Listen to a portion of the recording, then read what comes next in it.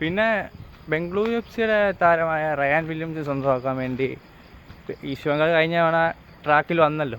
കാരണം കപ്പടിച്ചു,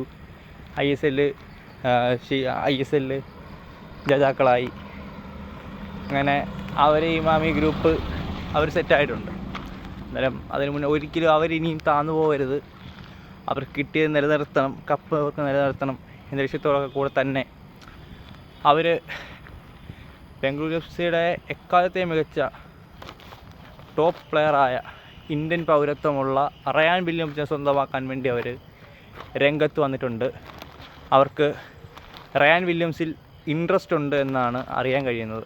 അന്നേരം റയാൻ വില്യംസിനെ അവർ തൂക്കുമോ എന്നുള്ള സംശയമാണ്. കാരണം റയാൻ വില്യംസിനുമായിട്ട് ബംഗളൂരു എഫ് സി കരാർ ട്രിഗർ ചെയ്തിട്ടുണ്ട്, ഒരു വർഷക്കാലം നീട്ടിയിട്ടുണ്ട്. അതുകൊണ്ട് ബംഗളൂരു എഫ് സി വിട്ട് റയാൻ വില്യംസ് പോകുമോ എന്നുള്ള സംശയമാണ്. എന്നാലും റയാൻ വില്യംസിനെ സ്വന്തമാക്കാൻ വേണ്ടി ഈസ്റ്റ് ബംഗാൾ, കൊൽക്കത്തയിലെ വമ്പന്മാർ ശ്രമിച്ചിട്ടുണ്ട് എന്നാണ് നമുക്കറിയാൻ കഴിയുന്ന റിപ്പോർട്ട്.